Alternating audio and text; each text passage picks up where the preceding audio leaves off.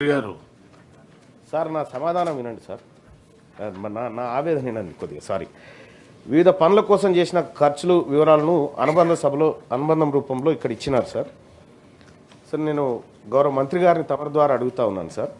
11,500 కోట్ల రూపాయలు బడ్జెట్లో కేటాయిస్తే ఇప్పుడు మళ్ళొక 2 నెలలు అయితే సార్, ఇక ఎట్లాగో ఫిబ్రవరి వచ్చిందంటే మళ్ళీ కొత్త బడ్జెట్ విధానం సార్.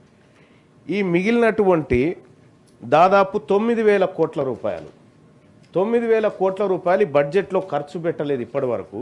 ఈ నెల 2 నెలల్లో ఎట్లా ఖర్చు పెడతారు సార్? నాకు అర్థం కాలేదు. ఇదొకటి సార్. రెండో అంశం సార్, ఇందులో చాలా భయంకరమైనటువంటి లెక్కలు ప్రభుత్వం ఇచ్చింది సార్. ప్రభుత్వమే చాలా భయంకరమైన లెక్కలు ఇచ్చింది సార్.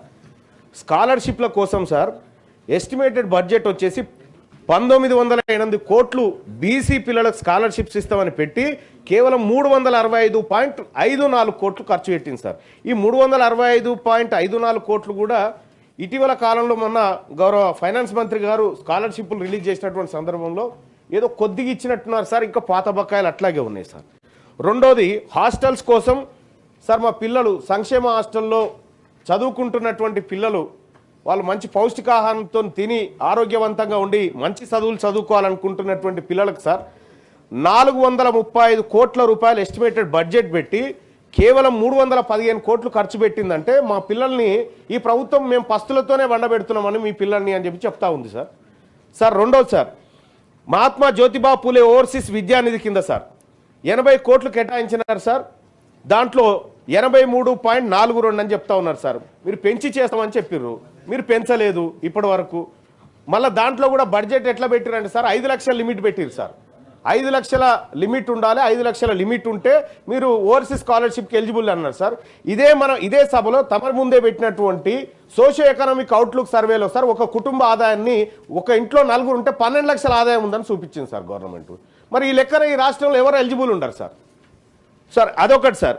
ఇక స్టడీ సర్కిళ్ల కోసం రాష్ట్ర ప్రభుత్వం 50 కోట్లు బీసీల కోసం కేటాయిస్తే ఖర్చు పెట్టింది 4 లక్షలా సార్? 4 లక్షలు కేవలం. అలాగే ఇక్కడ ఎడ్యుకేషన్ సెక్టార్లో 4,345 కోట్ల రూపాయలు ఖర్చు పెడతామని ఎస్టిమేట్ వేసుకుంటే కేవలం 2,068.89 కోట్లు ఖర్చు పెట్టిందంటే ఇది షేమ్ సార్. బీసీల పట్ల మీకు చిత్తశుద్ధి లేదని అర్థమవుతా ఉంది సార్. 2,500 కోట్ల రూపాయలు ఎడ్యుకేషన్ సెక్టార్లో బీసీల డబ్బు మిగిలించుకుంటుందా సార్ ఇప్పటి వరకు? సార్ ఇక మాకు జీవనోపాధి విషయంలో సార్ 70 కోట్ల రూపాయలు టాడీ టాపర్స్ కోసం సార్. గౌడ సోదరులు తాడి చెట్లు ఎక్కుతా ఉంటారు, అనేక ప్రమాదాలు జరుగుతూ ఉంటాయి, మీదికని జారి పడతా ఉంటారు. వాళ్ళకు అసలు ఒక్కసారి ఎక్కిందంటే ఇంటికి బయటికి వెళ్ళిందంటే టాడీ టాపర్ మళ్ళీ ఇంటికి వస్తాడా లేదా తెలియనటువంటి పరిస్థితి. అటువంటి టాడీ టాపర్లను రక్షించడం కోసం సార్ మనం ఒకటి కాటమేయ కిట్స్ అని చెప్పి ఆ తర్వాత ఇంకా కొన్ని పెట్టినారు sir. Cooperative finance corporation limited కింద 70 కోట్ల రూపాయలు టాడీ టాపర్స్ కోసం ఖర్చు పెడతామని, మా గౌడ సోదరుల కోసం ఖర్చు పెడతామని ఇప్పటి వరకు పెట్టింది 19 కోట్లు. స్వయాన మా మంత్రి గారు గౌడ సామాజిక వర్గం నుంచి ఉండి 19 కోట్లు ఖర్చు పెడుతుంటే కాస్త మీ ప్రాణం ఏమనిపించాలి సార్? ఇక సార్ ఇంకొకటి అసిస్టెంట్స్ టు వ్యూవర్స్ సార్, వాళ్ళకు 450 కోట్ల రూపాయలు ఖర్చు పెడతామని ఎస్టిమేషన్ వేసి 168 కోట్లు ఖర్చు పెట్టారు సార్. ఇక 22 బీసీ కోఆపరేషన్స్ అండ్ రాజీవ్ యువ వికాసం కింద సార్, రాజీవ్ యువ వికాసం కింద 4,102 కోట్ల రూపాయలు మేము బీసీ యువత కోసం బీసీల కోసం ఖర్చు పెడతామని బడ్జెట్లో చెప్పి 4,102 కోట్లు ఖర్చు పెడతామని చెప్పి సార్ 13 కోట్లు ఖర్చు పెట్టినట్టుగా లెక్కలు ఉన్నాయి సార్. ఇక్కడ 13 కోట్లు. ఇంకొక నెల అయితే బడ్జెట్ వస్తుంది సార్. అంటే ఇవన్నీ మీకు ఎగనామం పెట్టబోతున్నాయి ఏంటి అనేది రాసి ఇచ్చినట్టుంది సార్ మాకు. ఇక్కడ సార్ మా జీవనోపాధి కోసం 4,622 కోట్ల రూపాయలు కేటాయించి ఖర్చు పెట్టింది 201 కోట్ల రూపాయలు సార్. షేమ్ సార్ ఇది. ఇక సార్ సోషల్ సెక్టార్కి వస్తే సార్ కళ్యాణ లక్ష్మి కింద సార్ మా బీసీ బిడ్డలకు పేదవాళ్లకు పెళ్లి చేసుకుంటే వాళ్ళకు ఏదో ప్రభుత్వం అందించేటువంటి చేయుత ఏదో అప్పుడే మేనమామ కట్నమనో అదో ఇదో అని చెప్పి 2,173 కోట్ల రూపాయలు ఈ ఆర్థిక సంవత్సరంలో కేటాయించుకుంటే ఇప్పటి వరకు ఇచ్చింది 108 కోట్లు సార్. పెళ్లి చేసుకొని ఏం చేస్తామంటే ఎట్లా సార్? పెళ్లిళ్ళు జరుగుతలేవా సార్? సార్ ఎప్పుడు సార్? ఇప్పుడు కళ్యాణ లక్ష్మి ఇప్పుడు పెళ్లి చేసుకుంటే సార్ సార్ తమరు కూడా అనేక సందర్భాల్లో కూడా చూసిరు. ఇప్పుడు పెళ్లి చేసుకుంటే అప్పుడు ఉన్నటువంటి గవర్నమెంట్ ఏమో పెళ్లి రోజే మేము తీసుకొచ్చి ఇస్తామని చెప్పి అప్పుడున్న గవర్నమెంట్ చెప్పింది. ఈ గవర్నమెంట్ ఇప్పుడు పెళ్లి చేసుకుంటే కళ్యాణ లక్ష్మి చెక్కు ఆ పెళ్లి చేసుకున్న దంపతులకు పిల్లగాడు పుట్టి వాడే పోయి అందుకొచ్చే పరిస్థితికి వచ్చింది సార్. ఎప్పుడు వస్తుందో తెలియదు చెక్కు. ఇక ఆదిలాబాద్ జిల్లాలో సార్ ఈ కళ్యాణ లక్ష్మి కార్డు కూడా మా బీసీలకు రావాల్సిన దాంట్లో ఒక ముసలామే పెళ్లి చేసిరు సార్. 65-70 ఏళ్ళ ముసలామే పెళ్లి చేసి చెక్ ఎత్తుకపోయారు సార్ ఒకసారి. ఇట్లా అదో దుర్వినియోగం మళ్ళా. సరిగా commission for backward classes and dedicate commission కోసం సార్, అంటే బీసీల లెక్కలు తీయడం కోసము, లేకపోతే బీసీల స్థితిగతులు బీసీల పట్ల ఒక కమిషన్ ఏర్పాటు చేస్తే 21 కోట్ల రూపాయలు దానికి కేటాయించి సార్ 3,49,00,000 ఖర్చు పెట్టారు సార్. అంటే ఇక్కడ సార్ సోషల్ సెక్టార్కి వచ్చేసరికి 2,194 కోట్ల రూపాయలు ఖర్చు పెడతామని బడ్జెట్లో చెప్పి కేవలం 112 కోట్ల రూపాయలు ఖర్చు పెట్టింది సార్ ఈ ప్రభుత్వం. ఇక అలాగే sir constructions of Bhavan sir, ఇక మాకు అనేకమైన భవనాలు, కుర్మ భవనము, గొల్ల భవనము, మున్నూరుకా భవనము, ఇట్లా ఎక్కడెక్కడి భవనాలన్నీ గతంలో ఆ ల్యాండ్ అలకేట్లు చేసినారు సార్. ఆ మూసి పక్క పొంటి ఉండేటి అన్ని మాయే. ఆ భవనాల కన్స్ట్రక్షన్ కోసం 100 కోట్లు కేటాయిస్తున్నామని బడ్జెట్లో పెట్టింది సార్. ఒక్క రూపాయి ఎందుకు పెట్టలేదు సార్? ఎందుకు ఖర్చు చేయలేదు సార్? ఒక్క రూపాయి కూడా ఎందుకు ఖర్చు చేయలేదు సార్ ఈ ప్రభుత్వం? సార్ ఇంకొకటి ఎస్టాబ్లిష్మెంట్స్ అండ్ శాలరీస్ సార్ 143 కోట్ల రూపాయలు దీనికోసం ఖర్చు చేస్తామని 43 కోట్లు సార్. ఇట్లా ఈ ఆర్థిక సంవత్సరంలో 11,405 కోట్ల రూపాయలు ఖర్చు చేస్తామని ఈ తెలంగాణ ప్రభుత్వం బీసీలకు హామీ ఇచ్చింది సార్ బడ్జెట్లో.